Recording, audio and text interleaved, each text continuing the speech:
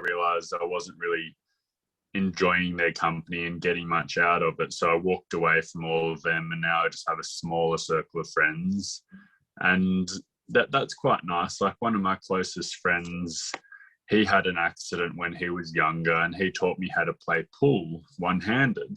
So occasionally we go out, and like, it's like, yeah, to see him, how confident he is in his body after what happened to him has like helped me build my confidence up as well. Like, he doesn't care if there's lots of people around, and he just goes and hits the ball in, like holding the cue in like really strange ways. Sometimes he puts his foot up on the pool table, and yeah, it's like, shit, if he can do that, like,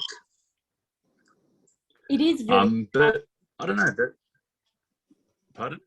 I was just going to say, it is really empowering to see like someone else who might have an injury or is in a situation kind of like yours, and see them being confident in their body and their abilities. And it kind of, at least for me, I agree, when that's happened, I feel like, oh wow, like I'm seeing other people like me who are so confident and just, you know, empowering me to be able to do the same. Yeah, and it's like, what's life about if we can't be confident and can't love our body?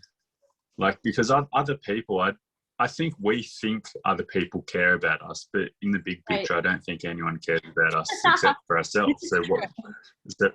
So why do we need to worry about what other people are saying? Because exactly.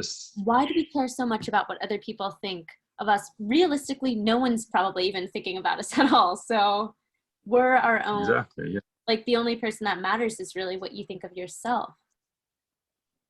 At the end of the day. I was like, amen, 100%. Yeah. Well, and I think you start realizing that you're like, you know, and I at least know a lot of the things that we are like, oh, most people don't notice that. Like, we're harsher critics. Exactly. And the sooner you realize, and like, everybody is so in their head. And I think like this last year, if it did not make everyone realize that everybody is in their own kind of journey. So what they think about everything. So I'm like, I don't really care what you think. You're in your own world. I'm in mine. As long as you are not hurting anybody. But I would be interested to know, because you lucked out, you said you had that friend you had before. Did you reach out to like any other communities quickly because you had already had a friend? Just because like for me and Maddie, like it took me a long time to like reach out to the community. And like, I wonder if I would have had a friend who already had like kind of a disability earlier on, how much more that would have like helped me, you know, because you had a built-in friend. So more like, did you reach out to other support groups or not really? No, I didn't at all. Like I very early on, I made the decision that I am not disabled, I am normal, and I pushed everyone away. And then I've spent years isolating, and now I think I struggle with it because my conversation skills might not be as good in groups of people. So then I just don't talk as much. But I've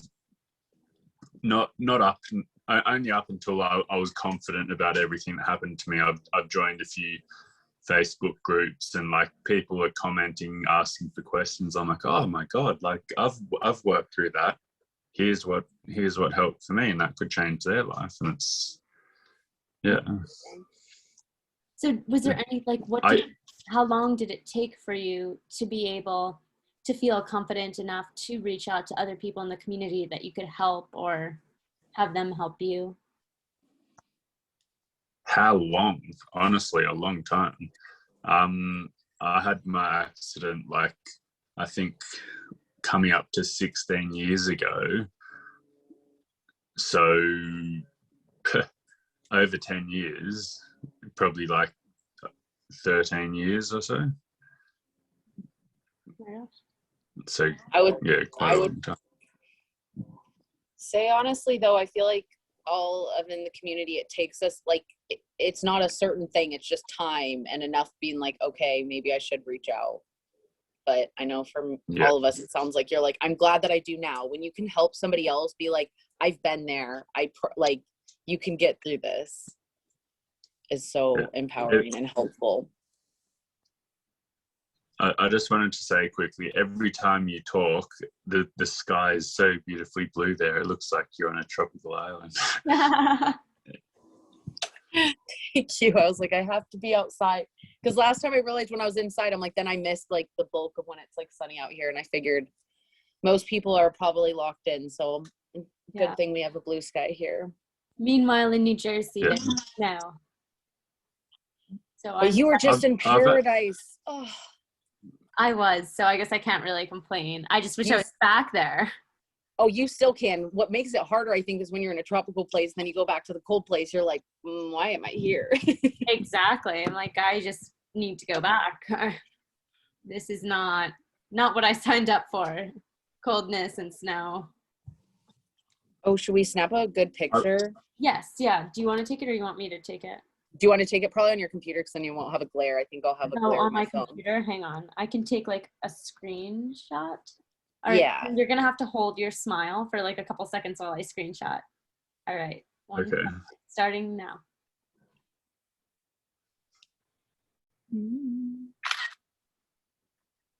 Wait, sorry. We're going to have to try one more time. Stay, everybody.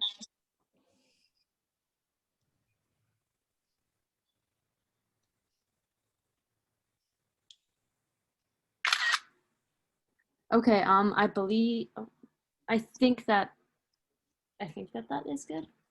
Here, I'll try one more. Oh, I'm on my iPad. I'm so sorry. Here, I'll take a good one. He's like, how many? You do it because for some reason it only captured you, Tawnie. I don't. Oh God. Okay, I'll do it. All three of us. Okay. Maybe you take it. Last picture, I promise. I'm so sorry, Julian. Sorry, Julian. Okay, last one. 1, 2, 3. Okay, good. And everybody's eyes are open. We're good. I will post it and I'll send it to you for the YouTube for sure. I just wanted to make sure because I know when we start talking, then I usually then we forget. I've actually got a question here. Yeah, go ahead. For all of us, I might share my insight into it. It's to do with study. I'm studying like a university level degree, which I'm really, really struggling in. And one of my teachers called me in the other day and said, look, Julian, if you don't, it's a 2-year course.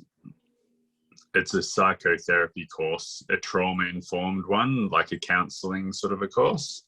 Mm-hmm. And she said, Julian, if you don't try a lot harder, you're not going to pass. Like you're only just passing. And I thought, shit, like I was trying as hard as I could, and like because of what's happened to me, it's a bit harder to remember all details of things and like reading and everything. I was just wondering if you guys, with your study or work or anything, like do you find it more difficult to keep up with the other people? Definitely. I have a question for you though, Julian. Does your professor know about your situation and that you've had a stroke and like because of that it's a little challenging for you maybe to process all the information and stuff? Just wondering. Yeah, they do, and they have like that. I feel like they're not giving me as much leeway as I would like, but they have made the course a lot easier for me. But it's just quite a difficult course, and I think they just accepted me into it so they can make money out of me. Yeah. I know definitely for me, I do struggle with that as well, and I am working full time. So, and my job is like a very detail oriented job, and it's very technical. So I have to, a lot of times go over my work many times. And I still make mistakes, and my boss will be like, oh, did you check this? And I'm like, yeah. And then it's not always as good as I think it is in my head. So I definitely do struggle with that. Luckily, I think that the big thing, at least for me, has been in my work, communicating like my concerns with the people that I work with. And I guess in your case would be like the teachers and stuff. And my work has been very understanding and accommodating. And, I think for the most part, like maybe it takes me a little bit longer to do my job, but I can do it, and I just need to focus and kind of prioritize. And I've learned that I'm not good at multitasking. Like if I have like 5 technical sheets that I have to complete, like I can't be working on them all at the same time. I definitely have to go like one by one. So I've picked up like little things that have worked for me and give me just kind of like help me in getting things done and trying to get it done as accurately as I can. I 100% feel that. And I think that's probably my biggest struggle, is because everybody sees that I look fine, I look the same, but I'm like, when I study, like I feel like I went from an A+ student to a C-, and I can prove that because I was taking these tests and I was getting A+ every time. And then after, I was failing, barely able to do them. Like, so I know, like Maddie said, working around that, like I take so many notes and I know that it's going to take me longer to, like, I used to be able to learn something and I could just remember it and regurgitate it. And I had my bachelor's in psychology, and it was really hard for me because I was applying for my master's. I wanted to go back for speech pathology, and I had the counselor flat out tell me, she was like, I just don't think you can do this because of your stroke, which I now look back, I'm like, I don't understand anybody else who's told me I can't do that. I'm like, I'm going to do it, and I'm going to call you when I do it. So I don't know why that one I stopped. It doesn't mean that I won't go back to school, but I know right now, like reading and other things are still just so difficult. I know I should put more time and effort into them, but like for me, it's like, I don't know. I would rather put effort into some other things that aren't so infuriating. Like I would rather listen to a podcast than try and read a book and then get a headache and then be mad about it. So I don't think that that's the best attitude. I'm not saying that everyone should do that, but I think being more kind to yourself and just knowing that maybe it might take you, and maybe you might have to retake the class, but like when you complete it, you'll feel so good and you'll show others that they can go back to school. So I think that it's really amazing that you're going back to school and to help people. Like that's very commendable. Oh, thank you. Thank you so much. So, and you're going to school because you want to be a carer, is that right, Julian? No, I got the carer job kind of halfway through this course. I did a diploma of counselling kind of very unexpectedly. Like I've been looking for something for many years now that doesn't really feel like work. And then the studying option of the diploma of counselling came up, and I thought, yeah, I'll try. And